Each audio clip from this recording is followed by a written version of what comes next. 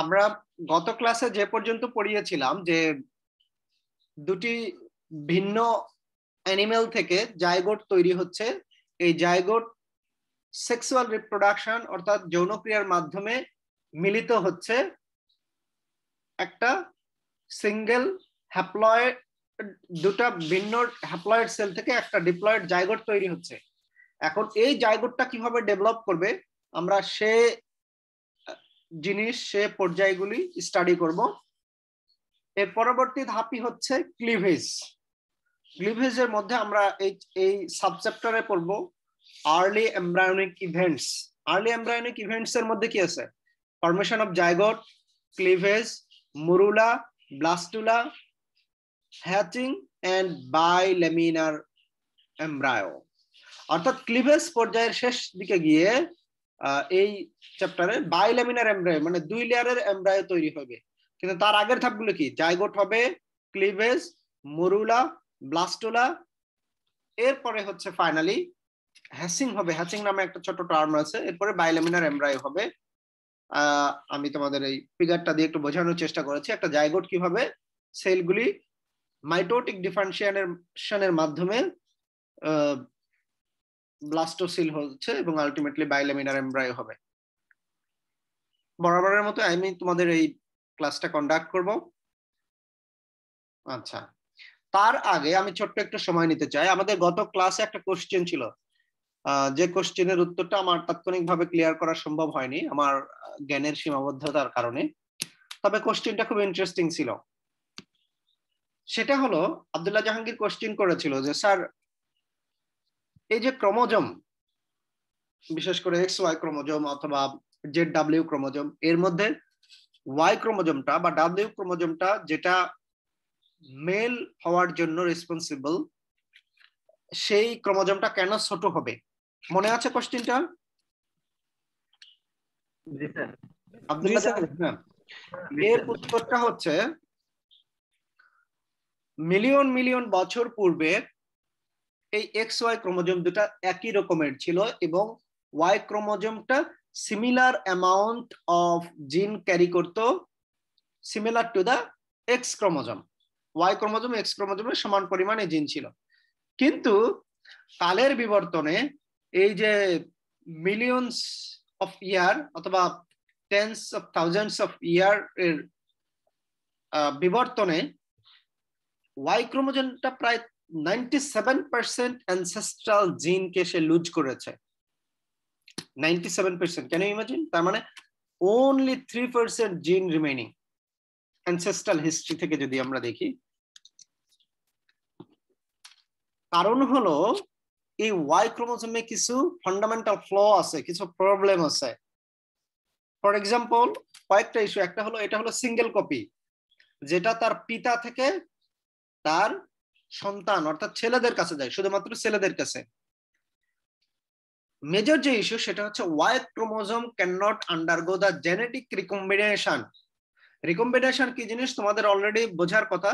Genetic যে recombination, এই genetic recombination হইতে পারে না। অর্থাৎ যখন এই যে ক্রোমোজোম গুলি ডেভেলপ করে তখন রিকম্বিনেশন প্রসেসে এক্স ক্রোমোজোম যে কোনো এক্স এর সাথে রিকম্বাইন হইতে পারে এবং রিকম্বাইন হয়ে ওই যে যেটা ড্যামেজিং জিন থাকে, যেটা প্রবলেমেটিক জিন থাকে, ওইটাকে খুব সহজে সে এলিমিনেট করে রিপ্লেস করতে পারে মিউটেশনের মাধ্যমে। কিন্তু যেহেতু ওয়াই ক্রোমোজোমের অন্য ক্রোমোজোমের সাথে রিকম্বিনেশন হওয়ার সুযোগ কম বা সুযোগ একেবারে লিমিটেড, এই জন্য ওই যে ড্যামেজিং জিনগুলিকে সে এখান থেকে রিপ্লেস করতে পারে না। এরপরে কি হয়? ধীরে ধীরে ধীরে ধীরে তার জেনোম হারিয়ে যায় এবং ওই যে সিলেকশন প্রসেস বলা হয় যে যেহেতু তার সাথে ক্যাপাসিটি এক্সট্রা ওয়াই এর সাথে মিক্স করতে পারে না, এর যে কোডিং আর ওয়াই এর কোডিং এগুলো ডিফারেন্ট, এই জন্য সে মিক্স হইতে না পারার কারণে ওই লসিং জিনগুলোকে সে রিমুভ করতে পারে না, নিজেকে সে রিপেয়ার করতে পারে না। এবং এটার সাথে শুধুমাত্র ওয়াই ক্রোমোজোমের, কিন্তু ক্রোমোজোম তো অনেক কিছু কাজ করে। একটা অ্যানিমেল, একটা লিভিং অর্গানিজমের টোটাল ইনফরমেশন ক্যারি করে, কখন কি হবে, কতটুকু কি হবে, কোন জায়গায় হবে, তার রং কেমন হবে, তার লেন্থ কেমন হবে, সবকিছু ডিফাইন করে। কিন্তু ওয়াই ক্রোমোজোমের অনলি পারফরমেন্স হচ্ছে তার sex speciality, that is only for mail. এবং মজার বিষয় হচ্ছে এটার সাথে মানুষের যে লাইফ স্পান, জীবন ধারণের যে পিরিয়ড, এটাও ভ্যারি করে, এটার উপরে অনেকটা নির্ভর করে। বোঝা গেছে কিনা?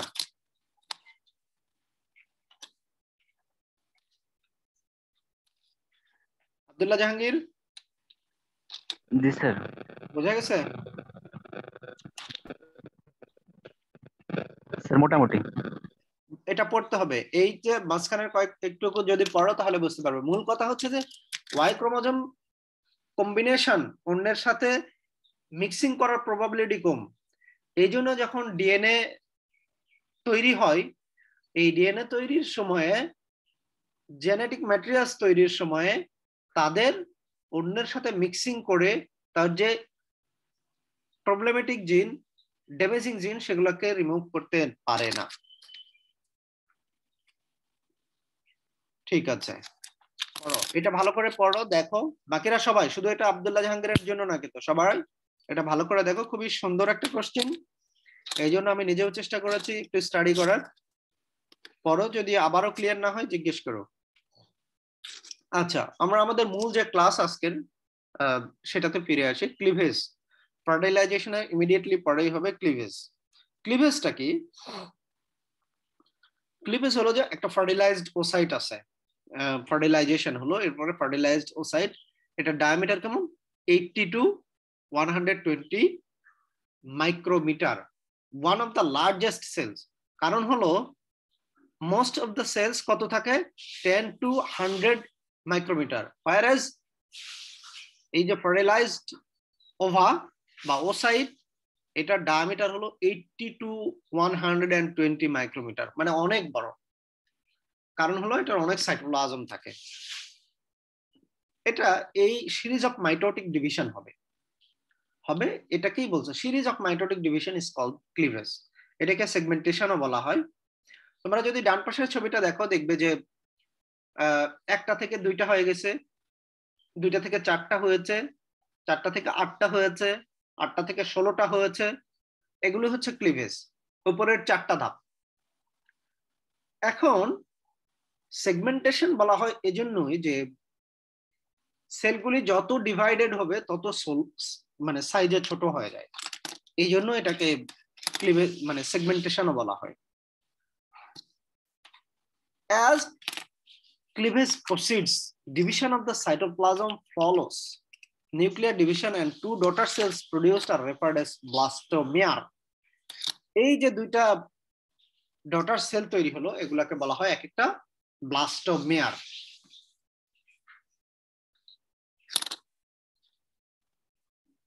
রিপিটেড ডিভিশন অফ ব্লাস্টোমেয়ার, এই যে ডটার সেলগুলো তৈরি হচ্ছে, ওই ব্লাস্টোমেয়ারের রিপিটেডলি যখন সে কি হবে, ডিভিশন হবে, কি হবে, মাইটোটিক ডিভিশন হবে।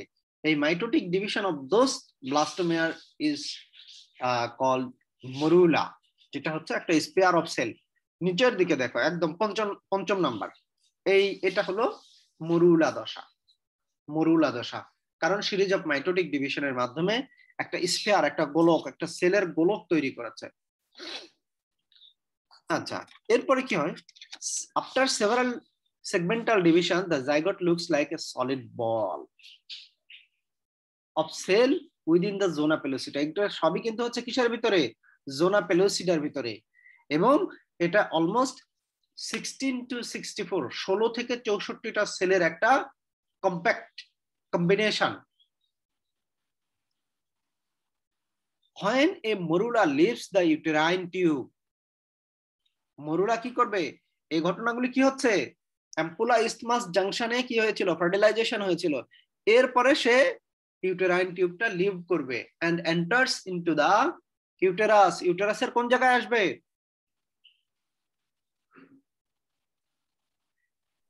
Uterine horn. এক্স্যাক্টলি, ইউটেরাইন হর্নে আসবে। ইউটেরাইন হর্নে আসবে যখন, তখন এটা প্রায় 16টা সেল থাকবে এবং এটা কোন ডিউরেশনে? 4 to 7 days after the fertilization. এই যে মরুলা দশায় পরিণত হলো এবং একটা সেল থেকে অনেকগুলি সেল তৈরি হলো, অ্যাম্পুলা ইসমাস জাংশন থেকে ইউটেরাইন হর্নে চলে আসলো, এই টোটাল ডিউরেশন লাগে 4 থেকে 7 দিন। বিভিন্ন অ্যানিমেলের ক্ষেত্রে কিঞ্চিত কম বেশি হয়। এরপরে কি 32 সেল স্টেজ মরুলা, মানে ওই যে 16টা ছিল, 16টা থেকে আবার ডিভাইডেশন হয়ে 16টা থেকে 32টা হলো stage morula. 5 to 7 days post ovulation is the ideal embryo for transfer in cattle, embryo transfer। তোমাদেরকে গতদিন বলছিলাম না, তোমরা বলছিলে যে স্যার একের অধিক হচ্ছে এই যে অনেক ক্ষেত্রে অনেক অ্যানিমেল জন্মগ্রহণ করে, যেমন কুকুরের ক্ষেত্রে, ক্যাটের ক্ষেত্রে। তারপরে তোমাদেরকে সেই সময় বলেছিলাম যে ক্যাটেলের ক্ষেত্রেও একাধিক ওসাইট একই সাথে ডেভেলপ করা যায়, সেটাকে বলে সুপার ওভুলেশন। আমরা এই যে এমব্রায়ো ট্রান্সফার টেকনোলজিটা রিসেন্ট একটা ভালো টেকনোলজি এবং লাইভস্টক ডেভেলপমেন্ট, অ্যানিমেল ডেভেলপমেন্টের জন্য খুবই একটা ভালো প্রসেস। তো এখানে কি হয়, ফিমেল অ্যানিমেলের কাছ থেকে এমব্রায়ো এই যে 32 সেল স্টেজ অফ মরুলাকে ওখান থেকে একটা ফ্লাক্স, ইউটেরাইন ফ্লাক্স দিয়ে ওখান থেকে বের করে নেওয়া হয়, ওই জেনিটাল ট্র্যাক্ট থেকে বের করে নেওয়া হয়। এটাকে বলা হয় এমব্রায়ো ট্রান্সফার। এখান থেকে বের করে একটা উপযুক্ত অ্যানিমেলের মধ্যে দিয়ে দেওয়া হয়, এটাকে বলা হচ্ছে এমব্রায়ো ট্রান্সফার। এই লাইনটা মনে রাখবে, যারা অ্যাডভান্স লেভেলের পড়াশোনা করতে চাও তাদের জন্য এই ইনফরমেশনটা খুব জরুরি। বুঝতে পেরেছো এই ইনফরমেশনটা? জি স্যার। জোরে বলো। জি স্যার। এই এমব্রায়ো ট্রান্সফার টেকনোলজি একদম নিচের যে লাইনটা, এটা দেখো, এমব্রায়ো ট্রান্সফার টেকনোলজির জন্য মরুলা স্টেজের 32 সেল কন্টেইনিং যে মরুলা, এটা হলো একটা স্ট্যান্ডার্ড প্রসেস। স্যার আর্টিফিশিয়াল ইনসেমিনেশনের ক্ষেত্রে তো শুধু সিমেন কালেক্ট করা হয়, তাই না? আর তাহলে এইটা এখানে এটা আরেকটা টেকনোলজি। আর্টিফিশিয়াল ইনসেমিনেশন ভিন্ন জিনিস, এটা ভিন্ন জিনিস। আর্টিফিশিয়াল ইনসেমিনেশন কি জিনিস? যে ষাঁড়ের কাছ থেকে শুধু সিমেন্ট কালেকশন করে, এটা আমরা উন্নত মানের সিমেন্ট কালেকশন করে একটা অ্যানিমেলের সিমেন্ট নিয়ে হাজার হাজার আমরা সাধারণ গাভীকে দিতে পারি। তাহলে হাজার হাজার সাধারণ গাভীকে যখন দিব, তখন ওই গাভীগুলোর মধ্যে উন্নত মানের বাছুর তৈরি হবে, তাই না? জি স্যার। এই জিনিস, এটা হলো আর্টিফিশিয়াল ইনসেমিনেশন। আর এমব্রায়ো ট্রান্সফার হলো যে ওই অ্যানিমেলটার মধ্যে শুধু এমব্রায়ো তৈরি হবে, ছোট্ট একটা এমব্রায়ো তৈরি হবে, ফার্টিলাইজেশন হবে। তোমরা টেস্ট টিউব বেবি দেখেছো না? জি স্যার। এইটা ধরতে পারো যে টেস্ট টিউব, যে kind of test tube baby. Test tube বেবিতে আসলে কি হয়, মায়ের মধ্যে ওই যে ইয়া হয়, মানে সেক্সুয়াল যে কার্যক্রম, এটা হওয়ার পরে মায়ের বডিতেই ওই ইয়াটা মানে ফার্টিলাইজেশনটা হয়। একটা পর্যায়ে ওই যে মূল প্রবলেমটা কি, টেস্ট টিউব বেবির ক্ষেত্রে মায়ের সমস্যা হলো যে মায়ের ক্ষেত্রে ইমপ্লান্ট হয় না, অর্থাৎ ইমপ্লান্টেশন হয় না ঠিকমতো, বাচ্চাটা সেখানে ডেভেলপ করতে পারে না। এই জন্য ফার্টিলাইজেশন যখনই হলো তার ইমিডিয়েট পরে এই যে 32 সেল স্টেজ, অথবা মানুষের ক্ষেত্রে যেটা পারফেক্ট সেই স্টেজে থেকে বের করে নেওয়া হয় এটা। হ্যাঁ রঞ্জন বলো। স্যার টেস্ট টিউব বেবির ক্ষেত্রে তো হচ্ছে টেস্ট টিউবের মধ্যে ফার্টিলাইজেশন হয়, এটা তো পড়ছিলাম। আর আপনি যেটা বললেন এটা তো এমব্রায়ো ট্রান্সফার, এটা হচ্ছে এমব্রায়ো ট্রান্সফার, কিন্তু তোমার ওভুলেশনটা হইতে হবে, ওভুলেশন হইতে হবে না? জি স্যার। তাহলে তুমি কি করবা, ওভাটা বের করে আনতে হবে না? পর হচ্ছে ডিম্বাণুটা কালেক্ট করা হয়, হ্যাঁ ওভাটা বের করে নেওয়া হয়, আর হচ্ছে সিমেন্টটা নিয়ে টেস্ট টিউবের মধ্যে হচ্ছে ফার্টিলাইজেশন হয়। টেস্ট টিউবের মধ্যে তারপরে আবার মায়ের দেহে হচ্ছে ইয়াটা মরুলা দশাটা দেওয়া হয়। মরুলা দশা কি করা হয়, সেটাকে আবার ইমপ্ল্যান্ট করা হয়। এক্স্যাক্টলি ইমপ্ল্যান্ট করা হয়। জি স্যার। এই ইমপ্ল্যান্টেশন, এটা হচ্ছে টেস্ট টিউব বেবি। হ্যাঁ এটাই হচ্ছে টেস্ট টিউব বেবি। এবং মোর অর লেস সিমিলার, হচ্ছে সিমিলার বলতে নট সেম, আমি বলেছি যে সিমিলার বাট নট সেম, যে এমব্রায়ো ট্রান্সফারটা কাইন্ড অফ সিমিলার, যে কারণ তোমার ইয়াটা কিন্তু অবশ্যই ডেভেলপ হইতে হবে, ওভা কিন্তু অবশ্যই ফিমেলের মধ্যে ডেভেলপ হইতে হবে, হবে না? ওভাটা অবশ্যই ডেভেলপ হইতে হবে, ওভুলেশন হইতে হবে। ওভুলেশনের পরেই না আমরা কি করব, সেই ওভাটা বের করে আনবো, তাই না রঞ্জন? জি স্যার। বোঝা জি গেছে? স্যার। মানে ওভাটা ওখান থেকে বের করে আনতে হবে। জি স্যার, বুঝতে পারছি। ওভাটা বের করে আনতে হবে, তো ওভাটা বের না করলে তুমি পাবে কোথায়? জি স্যার, মায়ের দেহ থেকে ওভাটা বের করে নেওয়া হয় ওভাটা বের করে আনতে হবে। ওভুলেশনের পর। জি, এরপরে এসো। এরপরে হচ্ছে এই যে compaction of the blastomere occurs in mammalian embryo, compact হয়ে যায় তখন। এরপরে আসবে হচ্ছে blastocyst or blastula. At the developmental process, the cells of the morula are arranged around a newly formed central cavity called blastocele. তাহলে আমরা দেখব যে এই যে মরুলা দশায় ডেভেলপমেন্টাল প্রসেসে মরুলার যে সেলগুলি কি হয়, মাঝখানে একটা ফাঁকা স্পেস এবং পেরিফেরিতে এই সেলগুলো অ্যারেঞ্জড হয়। বুঝা গেছে? পেরিফেরিতে সেলগুলি অ্যারেঞ্জড হয়, এটাকে বলা হয় ব্লাস্টুলা দশা, এবং মাঝখানের যে ফাঁকা স্পেস এটাকে বলা হয় ব্লাস্টোসিল। ব্লাস্টোসিল। হ্যাঁ, during the formation of the blastula, clusters of the cells are arranged at one pole of the blastocele, which is known as inner cell mass. এই inner cell mass কি জিনিস? এটা খুবই গুরুত্বপূর্ণ জিনিস, এটা মনে রাখো। During the formation of the blastula, যখন ব্লাস্টুলা তৈরি হবে, এই ক্লাস্টার্স অফ দ্য সেল একটা পোলে গিয়ে কম্প্যাক্ট হয়ে যাবে, কম্পারেটিভলি কি হবে, অ্যাডহেয়ার হবে। এটাকেই বলা হচ্ছে ইনার সেল মাস, অর্থাৎ এমব্রায়োব্লাস্ট বলা হয় এটাকে। এই inner cell mass will form the embryonic body. কিভাবে গঠন করবে সেটা আরেকটু পরে দেখব। আচ্ছা, the outer cells of the blast, এটা তো একটা নির্দিষ্ট পোলে যে অ্যাটাচ হলো, তাহলে এটা ইনার সেল হলো কিভাবে? ওই জায়গায় কম্প্যাক্ট হবে কিন্তু পুরাটা গঠন করবে, বুঝো? ইনার সেল মাস মানে না দুইটা পোলের একটা পোলে যে অ্যাটাচ হচ্ছে না ওটা, তাহলে কিন্তু সব সেল না তো, এই huge amount of cell, cluster of cell. ডান পাশের ছবিটা দেখতে পাচ্ছ? ডান পাশের ছবিটা উপরের এই এই জায়গায় উপরের দিকে কি হয়েছে, উপরের জায়গায় একটু comparatively compact amount of cell, তাই না? জি স্যার। ছোট্ট একটা বলের মতো চিন্তা করো, দেখো এই চতুর্দিকে কি এই যে মাউস পয়েন্টার মাথায় এখানে কি সেল আছে না নাই? নিচের দিকে, নিচের দিকে কি সেল আছে না নাই? নাই স্যার। আছে আছে আছে, নিচের দিকেও সেল আছে। কথা হলো ওই জায়গায় কম্প্যাক্ট অ্যামাউন্ট এবং কম্পারেটিভলি হেভিয়ার মানে থিকার অ্যামাউন্ট, ঠিক ওই জায়গায় থিক এবং বেশি পরিমাণে একটু সেল, এটাই হলো পার্থক্য, কিন্তু পুরোটাই কভার করে আছে কিন্তু। বোঝা গেছে? পুরোটাই কভার করবে, ওই জায়গায় একটু থিক মাস থাকবে, এই জন্য এটাকে বলা হচ্ছে ইনার সেল মাস। এরপরে the outer cells of the blastocyst are called the trophoblast, fusion chorion of the conceptus. এই কনসেপ্টাসের কোরিয়ন হবে এখান থেকে। The cavity of the blastocyst is called blastocele. যে কোনো জায়গায় যদি সিল দেখো, সাফিক্স যেটা বলা হয়, সাফিক্স যদি সিল থাকে তাহলে বুঝবা সেখানে একটা ক্যাভিটি। বোঝা গেছে? সাফিক্স সিল যদি থাকে তার মানে সেটা একটা cavity. The seal is filled with fluid, অর্থাৎ সেটা কিছু না কিছু দ্বারা ফিল্ড থাকবে। আচ্ছা, এরপরে কি হবে?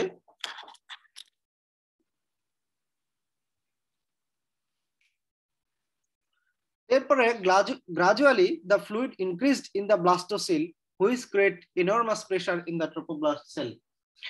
তখন কি হবে, ওই এখানে ধীরে ধীরে ফ্লুইড পোরশনটা বাড়তে থাকবে, যে ফ্লুইড দ্বারা এটা ভরতে থাকে সেই ফ্লুইড পোরশনটা বাড়তে থাকবে ধীরে ধীরে।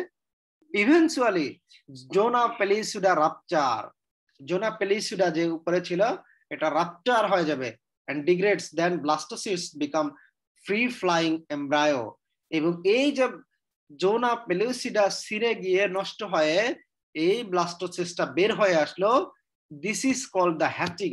হ্যাচিং মানে কি? হ্যাচিং কোন একটা কিছু থেকে বের হয়ে আসা, বের হয়ে আসা বা বের হয়ে আসা। হ্যাঁ, এই যে ডিম ফুটে যে বাচ্চা বের হয় এটা কিন্তু হ্যাচিং, এটা এক ধরনের হ্যাচিং, ওটা হ্যাচিং।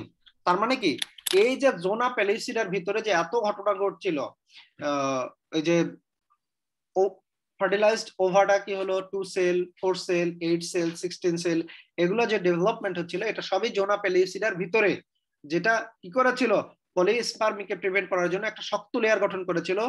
এটা ধীরে ধীরে ব্লাস্টোসিস্ট এর ভিতরে যে ফ্লুইড প্রেসার বেড়ে যাচ্ছে, ফ্লুইড প্রেসারের মাধ্যমে একটা সময় এটা পেটে কি হলো ব্লাস্টোসিস্টটা বের হয়ে আসলো। This is called হ্যাসিং। এটা কিন্তু একটা ইম্পর্টেন্ট টার্ম, এটাও মনে রাখতে হবে তোমাদের, বুঝা গেছে? এটা বিভিন্ন জায়গায় জিজ্ঞেস করতে পারে। এরপরে কি হবে, এবং এই যে হ্যাস্ট ব্লাস্টোসিস যেটা বের হয়ে আসলো attaches to or implants within the uterine wall, this is called the implantation. বুঝা গেছে? এই যে বের হয়ে আসলো, বের হয়ে আসার পরে এটাই হবে কি ইউটেরাইন ওয়ালে এটা ইমপ্ল্যান্ট হয়ে যাবে। The superficial cells of the morula form the trophoplast or trophectoderm. এটা আরো ডিটেইলস দেখাবো তোমাদের। The embryo develops from the inner cell mass. মানে এই যে ইনার সেল মাস, এই ইনার সেল মাস থেকেই কিন্তু মূলত majority portion or almost all the portion of the embryo develop করবে ইনার সেল মাস থেকে। At the stage of development, the mammalian embryo is called blastocyst. আচ্ছা, তাহলে বাইলেমিনার এমব্রায়ো কোন জায়গায় হবে? এই যে কি হলো একটা সেলগুলি পেরিফেরালি অ্যালাইনড হয়ে গেল, একটা জায়গায় ইনার সেল মাস গঠন করলো। এই ইনার সেল মাস হওয়ার পরে এখান থেকে কি হবে বাইলেমিনার এমব্রায়ো হবে। বাইলেমিনার এমব্রায়োকে বাইলেমিনার ব্লাস্টোসিস্ট বলা হয় বা বাইলেমিনার ডিস্কও বলা হয়। Two layers refers to the epiblast and hypoblast. Epiblast এবং হাইপোব্লাস্ট এই দুটা লেয়ার তৈরি হবে and evolved from the embryoblast, sandwiched between the two balloons, that is primitive yolk sac and amniotic cavity. এই যে ডান পাশের যে ছবিটা, এই ছবিটাতে খুব ভালো বোঝা যাচ্ছে না, এই যে এটা হচ্ছে অ্যামনিয়ন, অ্যামনিয়ন সিলোমিক ক্যাভিটির নিচের দিকে, ডান পাশে আছে হচ্ছে এক্সোসিলোমিক মেমব্রেন। আচ্ছা, এরপরেই কিন্তু মূলত কি হবে ইমপ্লান্টেশনটা। ইমপ্লান্টেশন ওই যে ব্লাস্টোসিস্ট যখন বের হয়ে আসলো হ্যাসিং এর মাধ্যমে, এই যে free floating blastocyst attach to the uterine epithelium. মজার বিষয় হলো ডান পাশে যে ছবিগুলি দেখতে পাচ্ছ এটার হচ্ছে অ্যালাইনমেন্ট দেখানো হচ্ছে যে কোন অ্যানিমেলের ক্ষেত্রে কিভাবে অ্যালাইন হয়। বিভিন্ন অ্যানিমেলের ক্ষেত্রে কোনটাতে ইনার সেল মাস ভেন্ট্রালি থাকে, কোনটাতে মানে টোটাল যে কি বলবো এমব্রায়োর ইয়েটা সেটা ডরসালিও থাকতে পারে, ইনার সেল মাসটা ডরসালি থাকতে পারে, ভেন্ট্রালি থাকতে পারে, এরকম। এবং ফার্ম অ্যানিমেলের ক্ষেত্রে মজার বিষয় হচ্ছে যে পেনিট্রেশনটা খুব বেশি হয় না। এই যে ইমপ্লান্টেশনটা হচ্ছে, ইমপ্লান্টেশনটাতে খুব ডেপথ হয় না, ডেপথ অনেক কম থাকে, কিছুটা নন ইনভেসিভ বলা হয় এটাকে। তোমাদেরকে যখন হিমোকোরিয়াল এন্ডোথেলিয়াল এগুলি ইয়া পড়ানো হয়েছে না, পড়িয়েছি আমি নিজেই, তো সেখানে বলেছিলাম যে কোন লেভেল কতটুকু ডেপথ হবে। যেমন কিছু কিছু এমব্রায়োর ক্ষেত্রে কিন্তু অনেক ডেপথে চলে যায়, যেমন ডগ ক্যাটের ক্ষেত্রে অনেক ডেপথে চলে যায় হচ্ছে এই যে এমব্রায়োর এবং এন্ডোমেট্রিয়ামের যে অ্যাটাচমেন্ট এটা।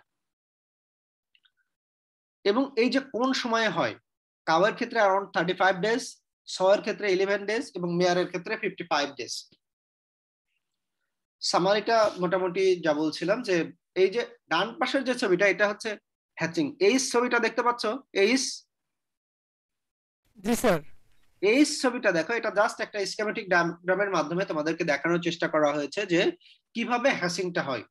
অর্থাৎ ওই যে জোনা পেলোসিডা লেয়ারটা ছিঁড়ে গিয়ে রাপচার হয় এই যে মরুলা বা ব্লাস্টোসিস্ট, এই ব্লাস্টোসিস্টটা বেরিয়ে আসবে। এটা হলো মূল ঘটনা। অনেকগুলি জিনিস পড়িয়ে ফেললাম, কোনো কোশ্চেন আছে কিনা এর মধ্যে?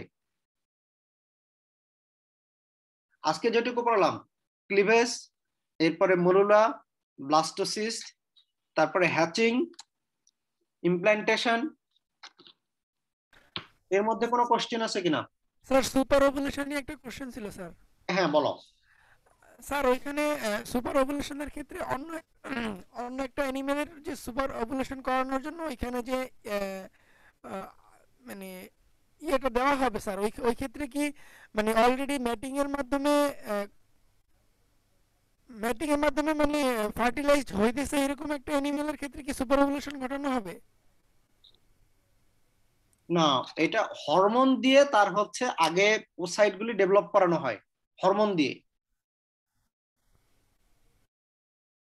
মানে একটা ফিমেল অ্যানিমেলের কথা চিন্তা করো, একটা ফিমেল অ্যানিমেলে প্রতি মাসে তো রেগুলারলি একটা করে ওসাইট ডেভেলপ করবে, তাই না? জি স্যার। কিন্তু ওই অ্যানিমেলটাকে হরমোন থেরাপি দিয়ে তার মধ্যে কয়েকটা ওসাইটকে একই সাথে ডেভেলপ করার প্রসেস তৈরি করা হয়। তারপরে যখন ওভুলেশন হলো, চিন্তা করো, যখন ওভুলেশন হলো, ওভুলেশন হওয়ানোর পরে এটাকে আমাদের যে টার্গেট অ্যানিমেলের সিমেন দিয়ে তাকে ফার্টিলাইজ করানো হয় ওখানে।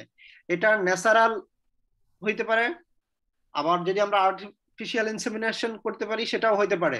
এটা হচ্ছে টার্গেটের উপরে, যিনি রিসার্চ করছেন বা যিনি স্টাডি করছেন, অবজারভেশন করছেন, তার উপরে। উনি যেভাবে চান সেভাবেই সম্ভব, দুটাই সম্ভব। তো হওয়ার পরে যখন ফার্টিলাইজেশন হবে, ফার্টিলাইজেশন হওয়ার পরে ওই যে বলা হলো না অ্যারাউন্ড 5 to 7 ডেজ, ওই ডেতে যখন মরুলা স্টেজ হবে অ্যারাউন্ড 16 to 32 সেল ডেভেলপমেন্ট, ওই সময় এটা ইউটেরাসে এক ধরনের ফ্লুইড আছে, বুঝা গেছে? আইসোটোনিক ফ্লুইড দিয়ে এটাকে ফ্লাক্স করা হয়। এই ফ্লুইডটা দিয়ে ওটাকে আবার সিরিঞ্জের মতো স্পেশাল একটা সিরিঞ্জ আছে, ওটা দিয়ে সক করে বের করে নেওয়া হয় নেগেটিভ প্রেসারের মাধ্যমে। এরপরে ওই ফ্লুইডটা বাইরে আনার পরে ওই ফ্লুইড থেকে এমব্রায়োটা খুব কেয়ারফুল হ্যান্ডলিং এর মাধ্যমে বের করা হয়, সেটাকে বাইরের এনভায়রনমেন্টে পালন করা হয়। এরপরে ওখান থেকে আবার পরবর্তী অ্যানিমেলের মধ্যে দেওয়া হয়। এটা হচ্ছে super ovulation and embryo transfer. জি স্যার, বুঝতে পারছি স্যার। বোঝা গেছে কিনা? খুব ইন্টারেস্টিং জিনিস কিন্তু, এবং এগুলি হচ্ছে মোটামুটি একটা নতুন টেকনোলজি, বাংলাদেশে শুরু হয়েছে কিন্তু অতটা বিস্তৃতি পায়নি। কয়েক বছর পরে যখন হয়তো তোমরা প্র্যাকটিস করবা, দেখবে যে এই এমব্রায়ো ট্রান্সফার খুব ভালো প্র্যাকটিস শুরু হয়ে গেছে। এমনও হতে পারে যে আজকে যেখানে হয়তো আমরা আর্টিফিশিয়াল ইনসেমিনেশন দিচ্ছি, আজ থেকে 10 বছর পরে হয়তো এমব্রায়ো ট্রান্সফারটা ওরকম একটা সহজ টেকনোলজি হয়ে যাবে। বুঝা গেছে? আর রঞ্জনের জিনিসটা ক্লিয়ার কিনা? জি স্যার। রঞ্জন ভালো পয়েন্টই ধরেছে যে ফার্টিলাইজেশনটা হবে কোথায়? বাইরে। ফার্টিলাইজেশনটা বাইরে হবে, এবং একটা স্টেজ অফ ডেভেলপমেন্ট হওয়ার পরে সেটা আবার কি করা হবে, সেটা কিন্তু মানে হিউম্যানের ভিতরে সেটা আবার কিন্তু মানে ইনফিউজ করে দেওয়া হবে, ইনফিল্ট্রেট করা হবে, কিন্তু ওভাটা আমাদেরকে বের করে আনতে হবে ভিতর থেকে। আচ্ছা, যদি কোনো কোশ্চেন না থাকে আমি পরবর্তী চ্যাপ্টারটা শুরু করব। আমরা গত সেমিস্টারে এখনো কন্টিনিউ করছি, আজকে জুলাই শুরু হয়ে গেছে, কি বলো? জি স্যার।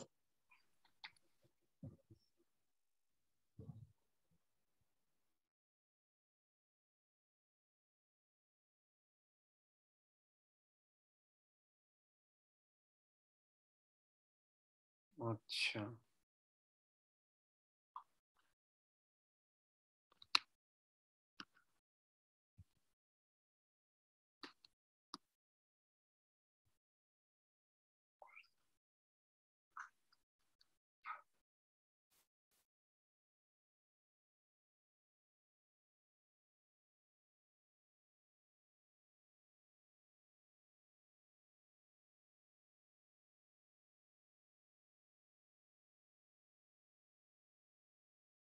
আচ্ছা, স্ক্রিন শেয়ারটা দিয়ে নিই।